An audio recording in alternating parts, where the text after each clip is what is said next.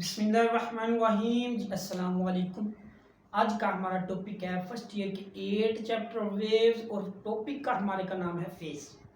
तो आज हम सीखेंगे कि फेज क्या होता है, फेज डिफरेंस क्या होता है। पहले भी हमने फेज पढ़ा, वो सिंपल हार्मोनिक मोशन में पढ़ा, लेकिन ये हम पढ़े हैं वेव में। ठीक है, तो वेव में हम पढ़ेंगे कि फेज डिफरेंस कब होता है, फेज सेम कब होता है, फेज डिफरेंस क्या होता है और फेज क्या होता है। ठीक है, आज का हमारा टॉपिक है फेज। फेज पढ़ेंगे क्या है जी। फेज बहुत इंटरेस्टिंग टॉपिक है और बहुत ही इम्पोर्टेंट टॉपिक है। ठीक है, तो अच्छी तरह इसको समझ लेना, ये बहुत ही काम आएगा। एग्जाम के पॉइंट ऑफ व्यू से भी बहुत अहम है। इसमें एमसीक्यूज भी आते हैं, न्यूमेरिकल भी आते हैं। ठीक है, तो हमारे पास फेज क्या है। तो हमने पढ़ा था कि हमारे पास एक वेव कैसी होती है। वेव ड्रा करते हैं, कोई भी वेव है हमारे पास, ये हमारे पास क्या है जी, एक वेव है। तो वेव हमारे पास ऐसी होती है। ठीक है जी, यहां से शुरू हुई ऐसे करके ऑन चलती है, ये हमारे पास वेव है।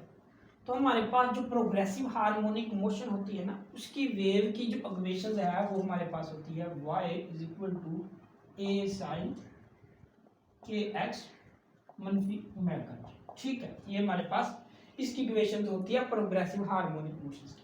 वे हमारा y हमारे पास क्या होता है, ये हमारे पास होता है डिस्प्लेसमेंट। क्या होता है, ये हमारे पास होता है डिस्प्लेसमेंट। ये हमारे पास क्या होता है, डिस्प्लेसमेंट होता है। ठीक है जी, ए हमारे पास क्या होता है जी, एम्पलीट्यूड होता है। साइन हमारे पास क्या है, क्योंकि ये साइनोसाइडल वेव है तो इसलिए साइन ट्रिग्नोमेट्रिक फंक्शन इस्तेमाल होता है।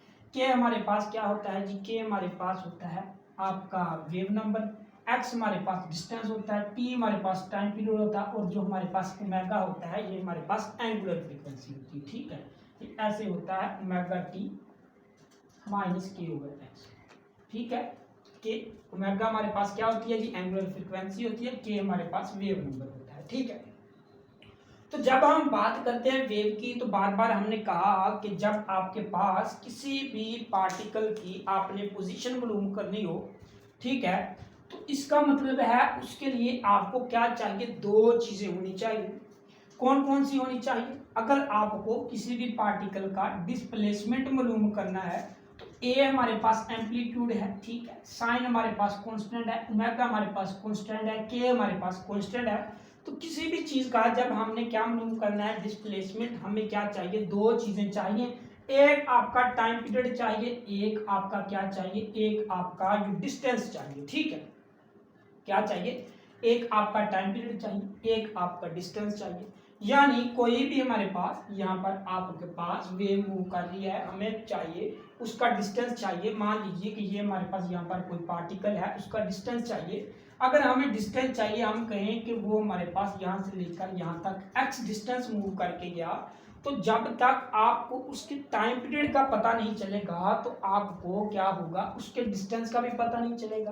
क्योंकि ये हमारे पास जो वेव है ये हजारों पार्टिकल से मिलकर बनी है। तो आपको ये तो मैंने फिक्स कर दिया कि जो यहाँ से लेकर यहाँ तक 5 सेंटीमीटर पर है, उसका हमें क्या चाहिए, डिस्प्लेसमेंट चाहिए। लेकिन किस टाइम पर चाहिए ये नहीं बताया, क्योंकि टाइम पीरियड के लिहाज से क्या कर रहा है, पार्टिकल ओसिलेट कर रहा है, कभी ऊपर कभी नीचे, कभी ऊपर कभी नीचे। तो हमारे पास क्या है जी, दो चीजें चाहिए हमें। जब तक हमें आपका x डिस्प्लेसमेंट से x डिस्टेंस से पार्टिकल मूव ना करे और आपको टाइम पीरियड पर ना पता चले, तो आप डिस्प्लेसमेंट नहीं पता लगा सकते। ठीक है, हमने फेज पीछे क्या पढ़ा था, फेज की डेफिनेशन वही है कि फेज एक एंगल होता है। क्या होता है, एक एंगल होता है जो आपको डिस्प्लेसमेंट और डायरेक्शन के बारे में बताता है। तो यहाँ पर भी हमारे पास x क्या है जी, आपके पास डिस्टेंस है या डिस्प्लेसमेंट है। ठीक है, तो ये हमारे पास t क्या है जी, t हमारे पास उसकी डायरेक्शन है। यानी आपने कह दिया कि आपका जो इसका डिस्टेंस है वो हमारे पास t क्या है, x है, डिस्टेंस यहाँ से लेकर यहाँ तक आपका उसका x डिस्टेंस है।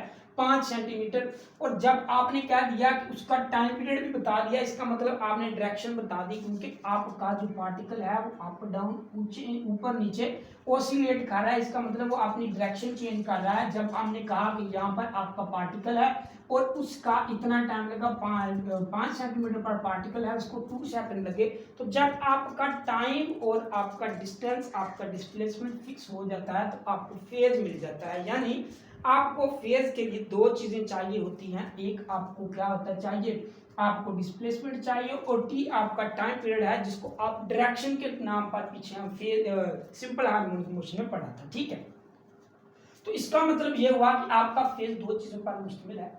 किस पर मुश्तमिल है? आपका टी पर मुश्तमिल है, एक्स पर मुश्तमिल है। यानी आपका जो फेज होगा, ठीक है, आपका जो फेज होगा वो किस पर मुश्तमिल होगा, वो आपका टाइम पीरियड पर मुश्तमिल होगा। ठीक है, यहाँ पर इसकी इक्वेशन ऐसी होती है, ओमेगा टी प्लस माइनस, यहाँ पर आपके पास की एक्स होता है और प्लस माइनस आपके पास थीटा होता है। ठीक है, ये हमारे पास क्या है, ये वाली वैल्यू हमारे पास फेज है, फेज है। ठीक है, तो ये थीटा आप यहाँ पर लगाएं या लगाएं, इसके कोई चेंज नहीं आती। ठीक है, ये वैसे ही सेम का सेम ही रहता है। तो हमने देखा कि हमारे पास क्या है, ये हमारे पास प्लस माइनस में होता है, ये भी प्लस माइनस में होता है। ठीक है, ये हमारे पास ओमेगा टी प्लस माइनस के एक्स और प्लस माइनस थीटा, ये हमारे पास क्या है जी, फेज है। अब फेज को क्यों डिफाइन कराया गया? फेज को इसलिए डिफाइन कराया गया क्योंकि जब आपको फेज का पता चल जाता है ना, फेज ये वाली चीज है, तो इसका मतलब उसमें दोनों चीजें आ जाती हैं, आपका टाइम पीरियड भी आ जाता है, आपका डिस्टेंस भी आ जाता है। यानी आप जब आपको कहता है ना कि आपका फेज है, तो इसका मतलब इसमें आपको टाइम पीरियड भी पता हो, उसका डिस्टेंस भी पता हो, दोनों भी पता हो सकते हैं, अकेला टाइम पीरियड भी पता हो सकता है और अकेला डिस्टेंस भी आपको मालूम हो सकता है। ये हमारे पास क्या होता है, ये हमें फेज बताता है। ठीक है, ये तो था हमारा फेज, उम्मीद है आपको समझ आ गई होगी। फेज आ गया, अब हमारे पास आ जाता है जी, हमने क्या मालूम करना है जी, हमने कर दिया। अब हमारे पास फेज में क्या चीजें हैं, टाइम और डिस्टेंस है। हमने क्या कर दिया जी, अब हमने कहा कि जब आपने पार्टिकल को यहाँ से, आपने वेव को यहाँ से झलक दी, वेव क्या करना, ओसिलेट करना शुरू कर दिया, तो हमने क्या कर दिया जी, उसका डिस्टेंस क्या कर दिया, फिक्स कर दिया। हमने क्या कर दिया जी, उसका एक्स है वो आपने क्या कर दिया, फिक्स कर दिया। ठीक है, अब एक्स फिक्स करने का मतलब ये है कि जो आपने यहाँ पर आपकी वेव जा रही थी, आपने क्या किया जी, आपने एक इसकी वीडियो रिकॉर्ड कर, जब आप इसकी वीडियो रिकॉर्ड कर लेंगे तो इसका मतलब ये है कि आपकी जो वेव है वो फिक्स हो गई है। अब वेव और मूव नहीं कर रही। ठीक है, अब क्या कर रही है, वेव और मूव नहीं कर रही। क्या कहा, ये हमारे पास टाइम पीरियड और किसके दरमियान ग्राफ है जी, ये हमारे पास टाइम पीरियड और डिस्प्लेसमेंट के दरमियान ग्राफ है। हमने कहा कि आपका एक्स फिक्स है या एक्स फिक्स है, इसका मतलब आपका जो डिस्टेंस है वो क्या है जी, जीरो है। ठीक है, आपका जीरो है।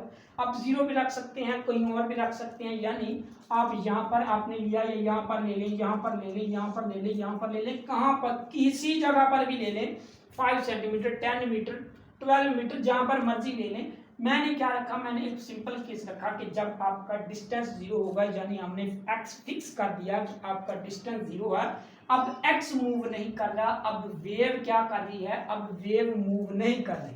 वेव क्या कर रही है, वेव मूव नहीं कर रही।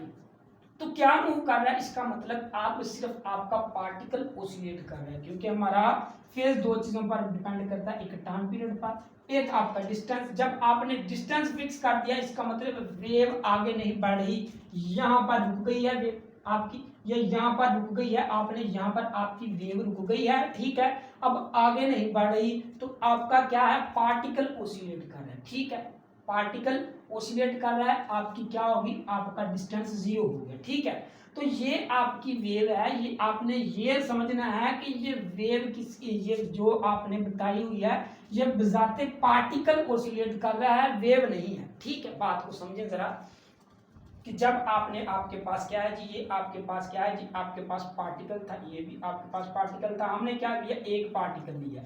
अब हमने कहा कि पार्टिकल अप डाउन ओसिलेट कर रहा है, ऐसे ऐसे ऐसे ऐसे ही ओसिलेट कर रहा है। तो वेव कैसी होती है, वेव ऐसे होती है। ठीक है, जब आपने उसका डिस्टेंस जीरो कर दिया, यानी ये पार्टिकल का आपने डिस्टेंस जीरो कर दिया, अब पार्टिकल ऐसे मूव नहीं करेगा, सिर्फ पार्टिकल ओसिलेट करता है, पार्टिकल मूव नहीं करता। आपकी वेव डिस्प्लेस करती थी, आपने उसका एक्स जीरो कर दिया, अब सिर्फ पार्टिकल ओसिलेट करता है। तो ये हमारे पास क्या है, ये हमारे पास जो पार्टिकल की क्या है, पार्टिकल की वेव है, ये हमारे पास क्या है, पार्टिकल की वेव है। फिर इसको समझें कि हमारे पास फेज किस पर डिपेंड करता है, एक टाइम पर डिपेंड करता है, एक डिस्टेंस पर डिपेंड करता है। ठीक है, अब हमने डिस्टेंस कर दिया फिक्स।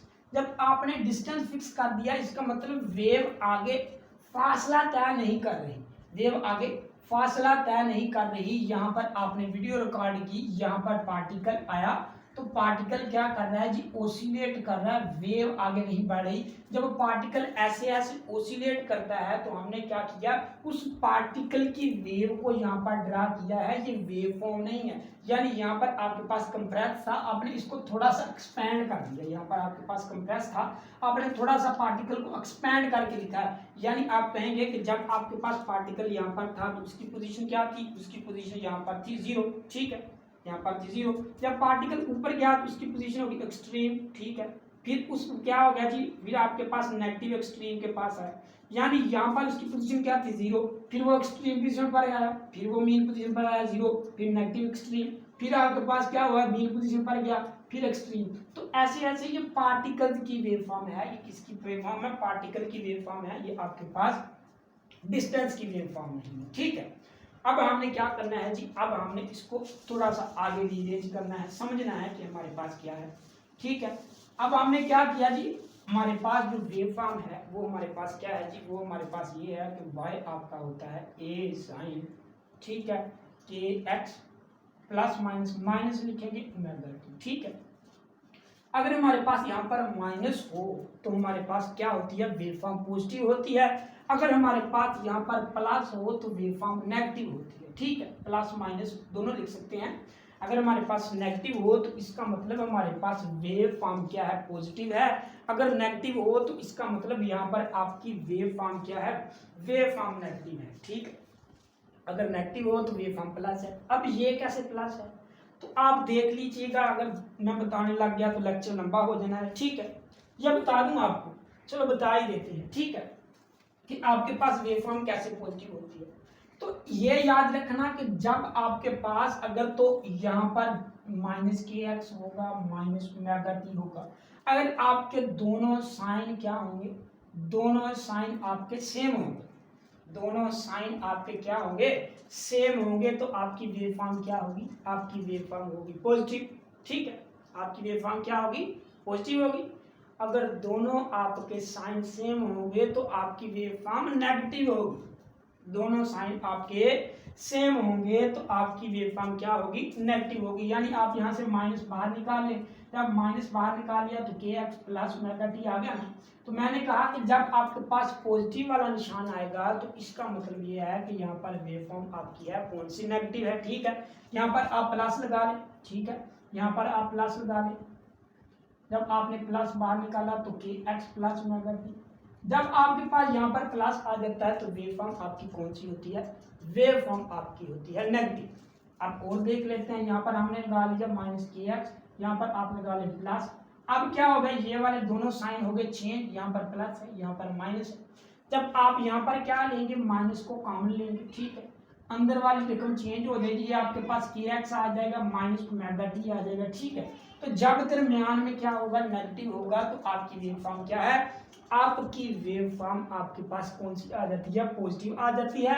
और जब यहाँ पर पॉजिटिव होगा तो आपकी वेव फॉर्म क्या आ जाती है, नेगेटिव आ जाती है। ठीक है, ये हमारी क्या है, वेव फॉर्म। ठीक है, अब हमने क्या किया जी, सो ये चेंज है, यहाँ पर के एक्स है, यहाँ पर ओमेगा टी है, और यहाँ पर आपका क्या है, माइनस के एक्स। ठीक, तो हमने क्या देखा, हमने ये देखा कि आपने क्या कर दिया, पोजीशन को फिक्स कर दिया। पोजीशन को फिक्स करने का मतलब ये है कि आपने डिस्टेंस 0 लिया, आप डिस्टेंस कोई भी ले सकते हैं। ठीक है, तो हमने कहा कि हमारे पास क्या आ गया, y is equal to A sin आ गया। आपने क्या किया, के एक्स की जगह 0 पुट किया तो यहाँ पर आपके पास क्या आ गया, ओमेगा टी आ गया। ये हमारे पास कौन सी वेव फॉर्म होगी, ये हमारे पास सिंपल हार्मोनिक मोशन की वेव फॉर्म होगी। तो ये सिंपल हार्मोनिक मोशन कैसे आ गई, क्योंकि जो पार्टिकल है आपका ओसिलेट कर रहा है, तो पार्टिकल अपनी मेन पोजीशन से ओसिलेट कर रहा है, टू एंड फ्रो मोशन कर रहा है, तो इसका मतलब ये हमारे पास कौन सी वेव फॉर्म है, ये हमारे पास सिंपल हार्मोनिक मोशन की वेव फॉर्म है। याद रखना सिंपल हार्मोनिक मोशंस और आपके पास वेव फॉर्म दोनों अलग चीजें हैं, वेव और सिंपल हार्मोनिक मोशन दोनों अलग चीजें हैं। सिंपल हार्मोनिक मोशन में पार्टिकल ओसिलेट करता है, ठीक है। वेव में क्या होता है कि वेव में आपका पार्टिकल भी ओसिलेट करता है, लेकिन वेव आगे एनर्जी और मोमेंटम ट्रांसफर करती है। वेव और आपकी सिंपल हार्मोनिक मोशन तो अलग अलग चीजें हैं। तो ये हमारे पास किसकी इक्वेशन बन गई, ये हमारे पास सिंपल हार्मोनिक मोशन की बन गई। क्यों बन गई, क्योंकि हमारा पार्टिकल जो है वो ओसिलेट कर रहा है, ठीक है। वेव फॉर्म हमने कहा कि आपका डिस्टेंस फिक्स हो गया, वो जीरो हो गया।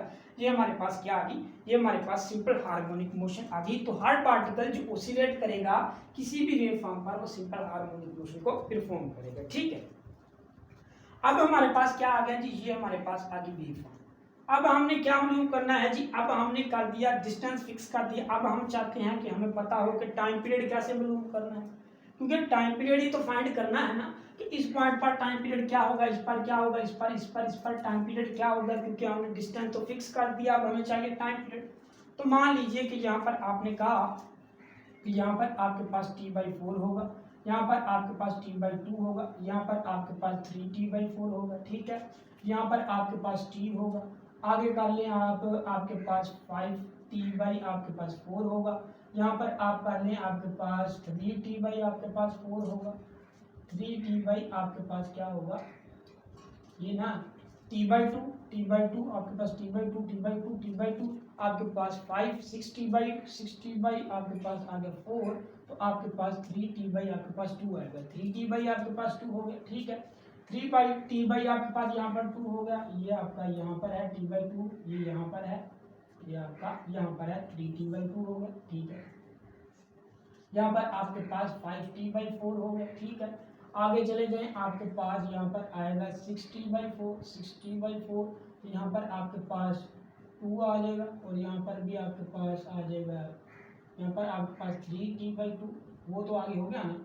क्या होगा कि T/4 5 के बाद 6T/4, 6T/4 के बाद नहीं, T/4 1 हो गया, T/4 2 हो गया, T/4 3 हो गया, T/4 4, T/4 5, T/4 6, T/4 7 हो गया, यहाँ पर आपके पास 7 हो गया, T/4 7 हो गया, T/4 8 हो गया, यानी आपके पास यहाँ पर आएगा 8T/4। तो आप क्या करेंगे, 4 1 2T आ जाएगा, यहाँ पर आपके पास 2T आ जाएगा, ठीक है। ये कैसे लिखते हैं, ये आसान है तरीका कि आपके पास कितना फासला क्या है, T/4 है।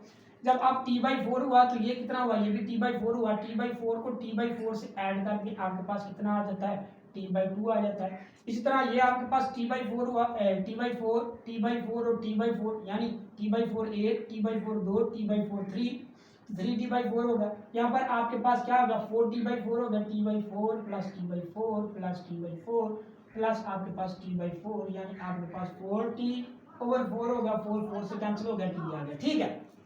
तो इसी तरह कैलकुलेट करके लिख लेते हैं जी।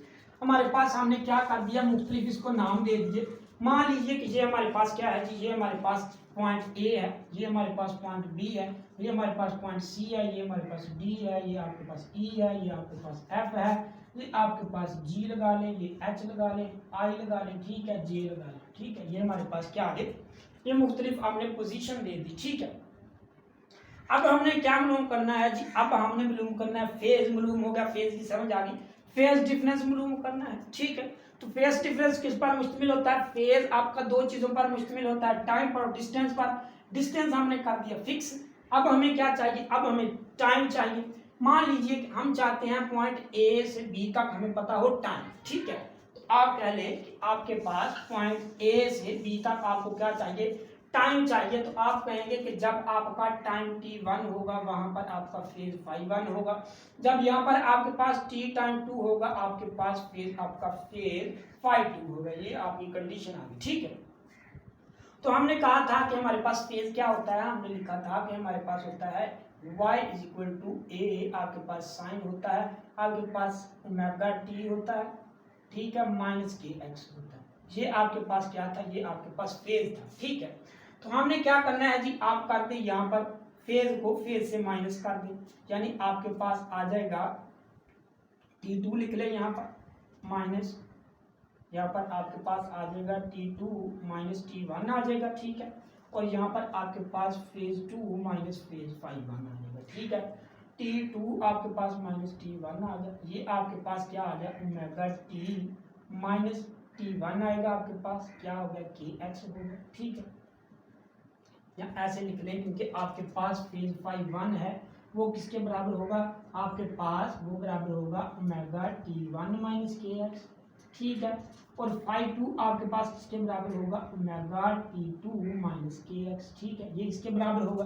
ठीक है, ये दोनों इसके बराबर हो गए ना। जब दोनों को वैल्यू को पुट करेंगे तो ये तो इससे कैंसिल हो जाएगा क्योंकि आपका डिस्टेंस सेम है, तो इसलिए मैंने कहा था कि डिस्टेंस 0 रख लें। अगर आप यहाँ पर 0 रखेंगे तो ये इसके साथ 0 हो जाएगा, ये भी 0 0 कैंसिल हो जाएगा। यहाँ पर डिस्टेंस आप 5 रख लें, यहाँ पर 5 रखें, यहाँ पर 5, ये दोनों कैंसिल हो जाएंगे, तो इसलिए कहा था कि डिस्टेंस आप जो मर्जी रख सकते हैं। ठीक है, तो हमारे पास क्या आ गया कि हमारे पास आ गया omega T1 minus omega T2। ठीक है, ओमेगा T2 आ गया।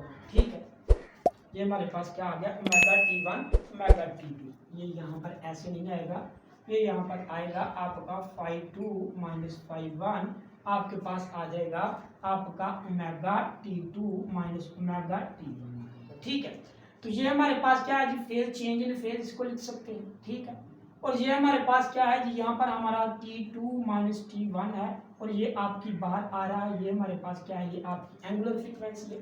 तो हमारे पास चेंज इन फाई किसके बराबर आ गया, चेंज इन टाइम के बराबर आ गया, और साथ आपके पास ओमेगा आ गया, एंगुलर वेलोसिटी आ गई।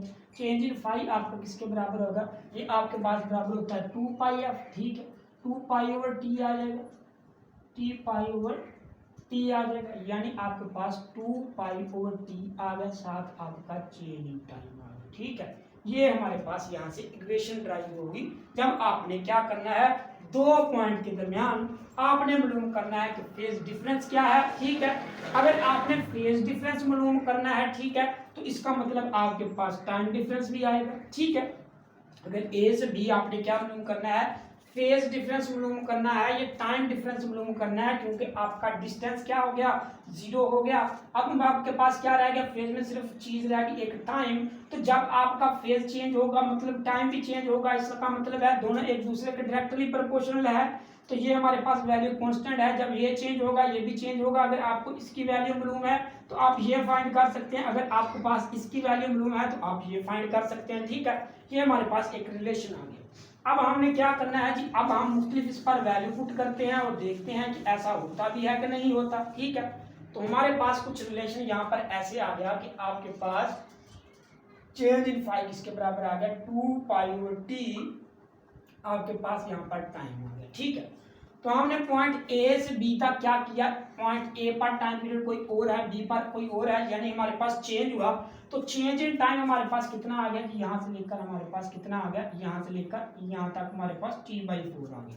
तो यहाँ पर T/4 पुट करते हैं, तो हमने देखा कि हमारे पास चेंज इन फेज क्या आएगा 2π/t आएगा।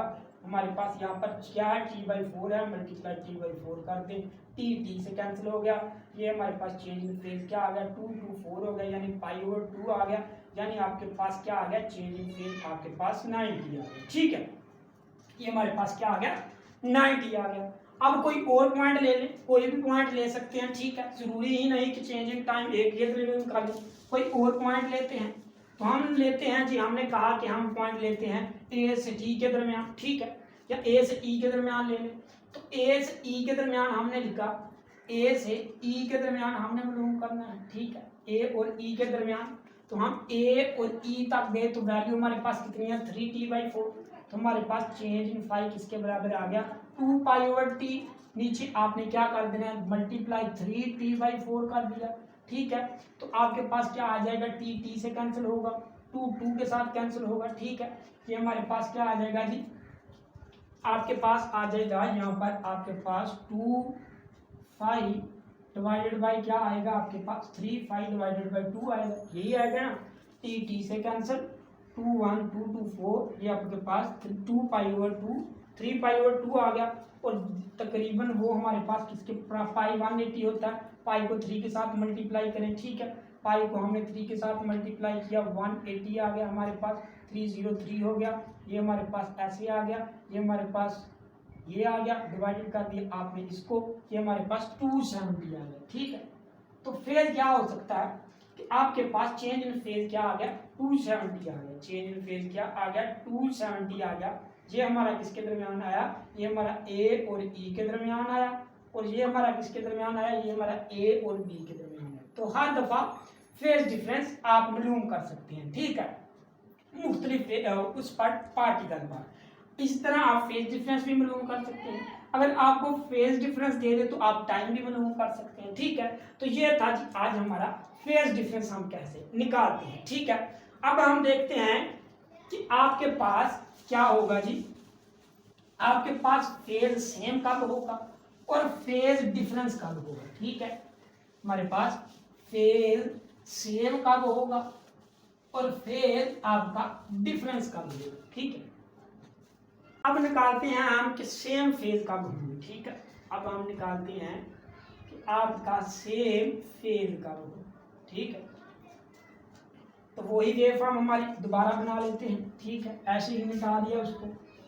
हमारे पास क्या थी, हमारे पास कुछ पार्टिकल इस तरह ऑसिलेट कर रहा था, याद रखना है ये पार्टिकल है, ये वेव नहीं है, ठीक है। पार्टिकल की कुछ ऑसिलेशन ऐसी थी, ठीक है, यहाँ से टेढ़ी बन गई थोड़ी सी, ये हमारे पास क्या आ गया, पार्टिकल की ऑसिलेशन आ गई। यहाँ पर आपके पास टी था, ठीक है, यहाँ पर आपके पास वाई था। तो टाइम पीरियड अच्छी नहीं लग रही, थोड़ी सी खूबसूरत बनानी है, ठीक है। हमारे पास क्या था जी, ये हमारे पास था जी, ठीक है, ये हमारे पास क्या आ गया जी, ये वेव फॉर्म थी ऐसे, ठीक है। ये हमारे पास क्या आ गई, वेव फॉर्म आ गई। ये आपका क्या था, y था, ये आपका क्या था, t था, ठीक है। ये हमारे पास क्या था जी, ये हमारे पास t/4 माना था हमने इसको। यहाँ पर हमने कहा था कि आपका t/2 है, यहाँ पर आपके पास 3t/4 है, ठीक है। यहाँ पर आपके पास t है, ठीक है। इस तरह आपके पास यहाँ पर 5t/4 है, यहाँ पर आपके पास 3t/2 है, ठीक है। यहाँ पर आपके पास आ जाएगा 7, 5, 6, 7, ठीक है, 7t आपके पास क्या आ जाएगा, 4 आ जाएगा, और यहाँ पर आपके पास 2t आ जाएगा, ठीक है। तो बात ये है, कहता है कि सेम फेज क्या है। तो सेम फेज के लिए 3 कंडीशन है जी, हमारे पास डिस्प्लेसमेंट सेम हो, ठीक है, डिस्प्लेसमेंट आपका सेम हो, ठीक है। दूसरी शायद हमारे पास कौन सी है जी, वेलोसिटी आपकी सेम हो, ठीक, वेलोसिटी आपकी सेम हो।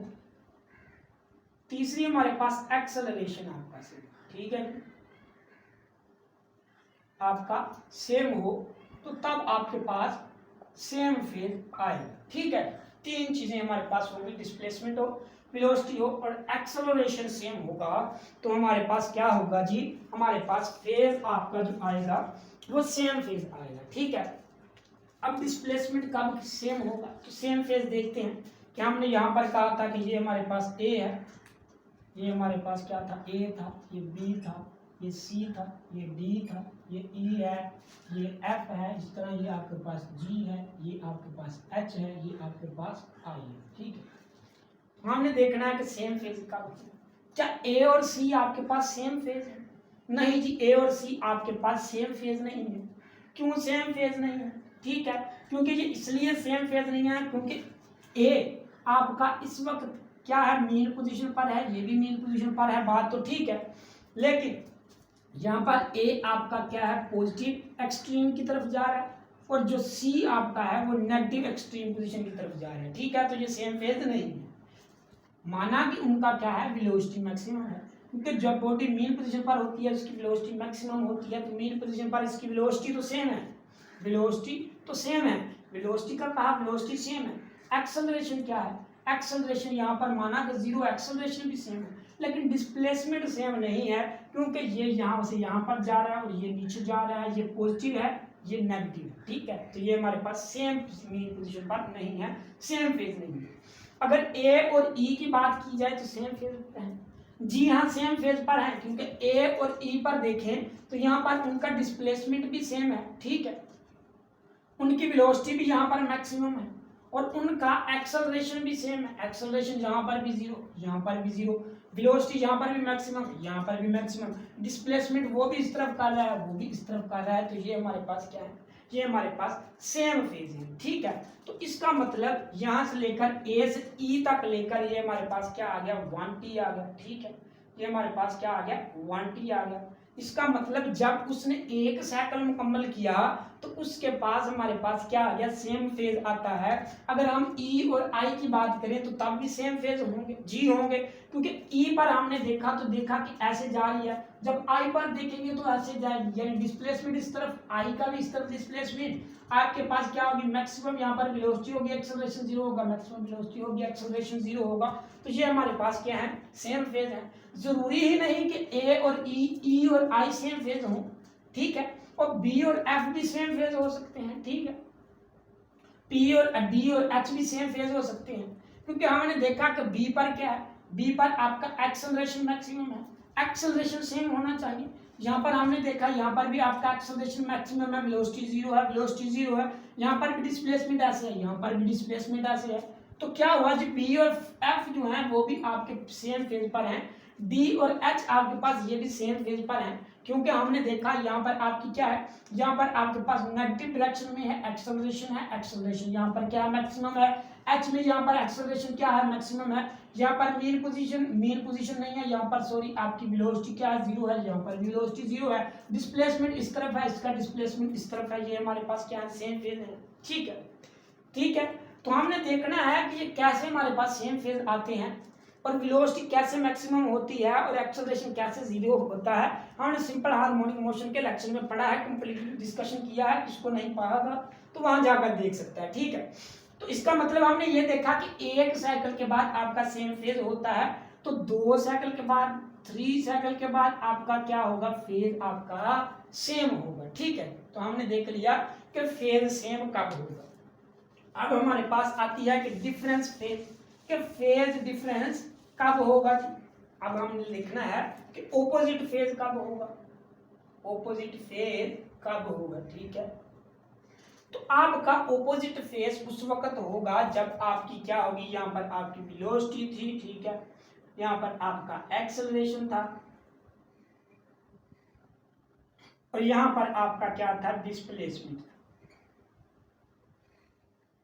ठीक है। तो ये क्या होंगे, ये हमने क्या कहा था कि सेम होंगे, ठीक है, यहाँ पर भी आप सेम लिख लें, लेकिन क्या होगी, डायरेक्शन ऑपोजिट होगी। यहाँ पर आपके पास क्या होंगे, वेलोसिटी, एक्सेलरेशन और डिस्प्लेसमेंट तो होगा, लेकिन ऑपोजिट डायरेक्शन में होगा, ऑपोजिट डायरेक्शन में होगा, ये भी आपके पास ऑपोजिट, ये भी आपके पास ऑपोजिट डायरेक्शन में होंगे, ठीक है, डायरेक्शन में ऑपोजिट होंगे, ठीक है, ये आपके पास क्या होंगे, ऑपोजिट डायरेक्शन में होंगे, ठीक है। कैसे जी, हमने देखा ए और सी, जब ए और सी देखा तो हमने क्या देखा कि यहाँ पर ए पर वेलोसिटी मैक्सिमम है, सी पर वेलोसिटी भी मैक्सिमम है, ठीक है। ये क्या है, आपकी ए और सी क्या है, ए और सी पर आपकी क्या है जी, वेलोसिटी भी मैक्सिमम है, यानी सेम वेलोसिटी है, आपका एक्सेलरेशन क्या है, ए और सी पर जीरो है, यानी सेम एक्सेलरेशन है, लेकिन ऑपोजिट डायरेक्शन में है, यानी उनका डिस्प्लेसमेंट ऑपोजिट है, ऑपोजिट डायरेक्शन में होंगे, ठीक है। ये देखिए यहाँ पर हमने देखा वेलोसिटी सेम है, वेलोसिटी मैक्सिमम है, एक्सेलरेशन यहाँ पर जीरो है, एक्सेलरेशन यहाँ पर जीरो है, लेकिन ये इस तरफ जा रहा है, डिस्प्लेसमेंट इस तरफ है, ये इसका डिस्प्लेसमेंट क्या है, इस तरफ है, तो क्या है जी ऑपोजिट डायरेक्शन में है, तो इसको क्या कहेंगे, ऑपोजिट फेज कहेंगे, ठीक है। हमने क्या देखा, ये हमारे पास इस तरफ है, ये इस तरफ जा रहा है, ये क्या है, ऑपोजिट डायरेक्शन में है, इसका मतलब आपका ए और सी क्या है, ये ऑपोजिट डायरेक्शन में है, इस तरह आपके पास ए और सी क्या है, ऑपोजिट डायरेक्शन में है, इस तरह आपके पास सी और ई भी ऑपोजिट डायरेक्शन में है, सी और ई आपके पास ये क्या है, ये भी ऑपोजिट डायरेक्शन में है, ई और जी आपके पास ऑपोजिट डायरेक्शन में है, ठीक। आपके पास आप क्या ले, जी और एच आपका ऑपोजिट डायरेक्शन में है, ठीक है, ऑपोजिट डायरेक्शन में है। तो हमने क्या देखा कि उनकी वेलोसिटी सेम है, यहाँ पर वेलोसिटी मैक्सिमम है, ठीक है। उनका एक्सेलरेशन क्या है, वो एक्सेलरेशन भी यहाँ पर उनका क्या है, सेम है, एक्सेलरेशन 0 है, लेकिन जो डिस्प्लेसमेंट है उसका क्या है, उसकी ऑपोजिट डायरेक्शन है, ठीक है, उसकी ऑपोजिट डायरेक्शन है, ठीक हो गया।